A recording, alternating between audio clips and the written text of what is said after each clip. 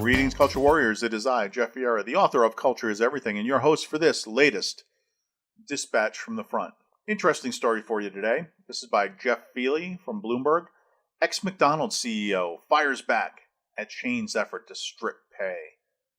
McDonald's Corp's former chief executive officer, Steve Easterbrook, fired back at his former company for suing to claw back tens of millions of dollars in compensation, denying company claims he covered up sexual relationships with subordinates. McDonald's officials claimed that after firing Easterbrook last year, they found new information that showed the former top executive concealed evidence and lied about his wrongdoing. Easterbrook said McDonald's had the information about his relationships with employees when it negotiated his separation agreement. McDonald's, a sophisticated entity represented by numerous internal and external experts when it entered into the separation agreement, is aware it cannot credibly allege a breach of contract claim, Easterbrook's lawyers said Friday in a filing in Delaware Chancery Court, seeking to have the lawsuit thrown out. Instead, it improperly seeks to manufacture claims for a breach of fiduciary duty or fraud. It's the latest salvo in the legal battle over Easterbrook's ouster, which was covered by the severance agreement that allowed him to keep stock awards more than $37 million stock awards worth more than $37 million, as well as $675,000 in severance and health insurance benefits. McDonald's officials didn't immediately respond to an email for comment after regular business hours. Easterbrook also claims agreements covering stock grants targeted by the company must be heard in Illinois courts, where McDonald's is based. He also accused the chain of filing the lawsuit knowing he couldn't immediately respond because of a gag clause in the agreement. McDonald's Corporation filed a meritless and misleading lawsuit in the wrong form, Easterbrook's lawyers said. While McDonald's is based in Illinois, it is incorporated in Delaware. The Chancery Court of the state is the premier venue for resolving high-profile corporate disputes.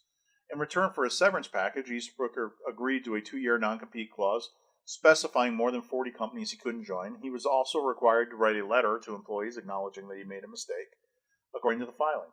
The case is McDonald's Corp. versus Easterbrook, 2020-0658, Delaware Chancery Court from Wilmington. So, what is going on here?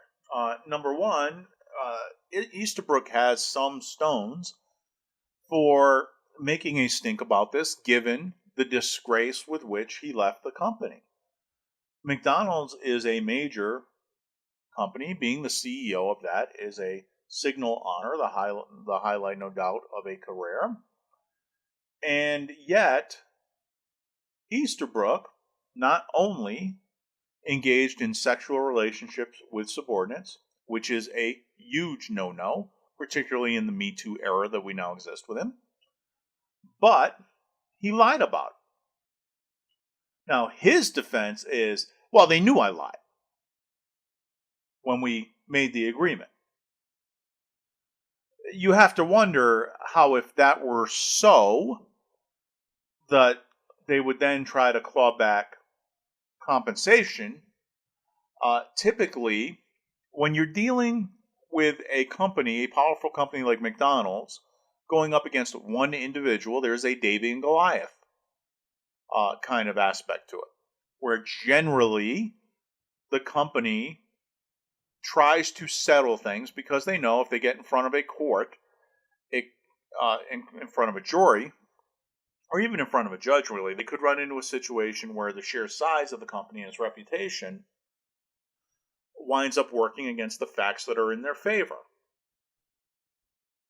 And somebody like Easterbrook could pretend to be the innocent waif being crushed by this huge conglomerate. You can see how it would play out.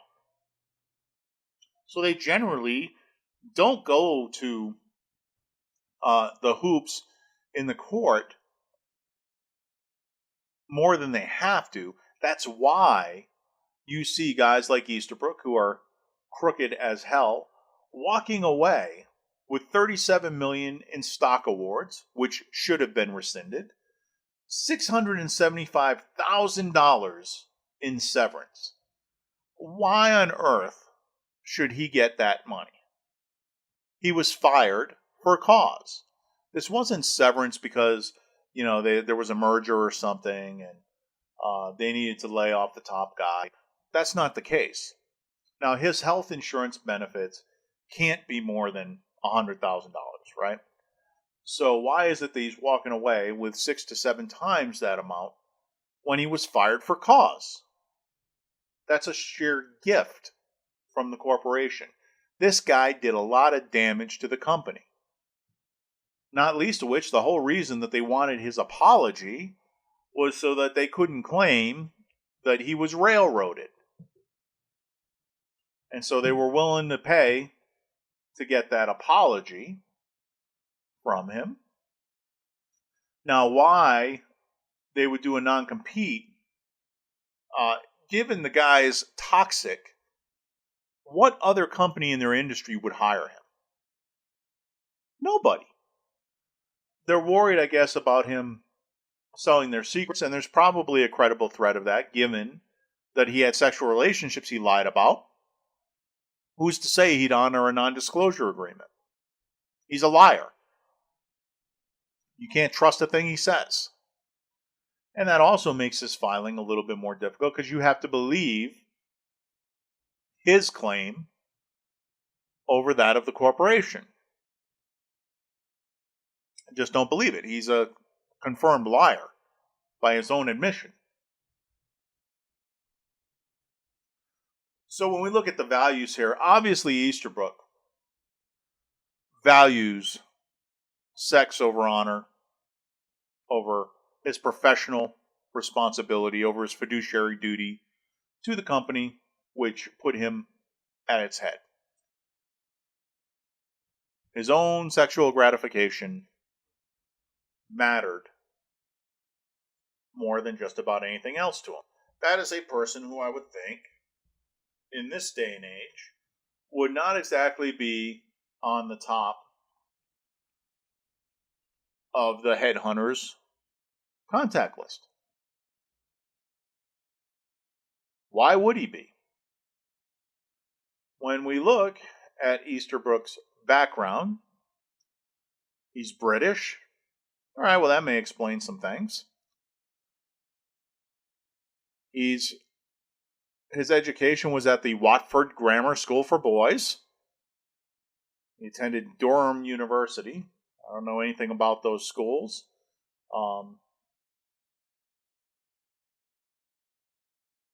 He's divorced, no surprise there. 3 kids, they must be loving this. And he's just 53 years old. Now it makes sense. So you have somebody who was on a rocket ship. And let's see what his career background was. He was an accountant with Price Waterhouse. That was another storied firm that had their own cultural issues recently. He became CEO of Pizza Express and then of Wagamama, a British restaurant chain. He first worked for McDonald's as a manager. So a little bit of up the ranks there. He was chief brand officer at McDonald's and headed up the company in the UK.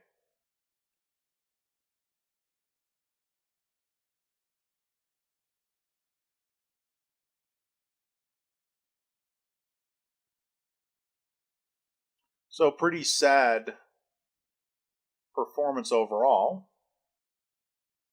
McDonald's has had numerous challenges of late, not least of which because America's eating habits have changed.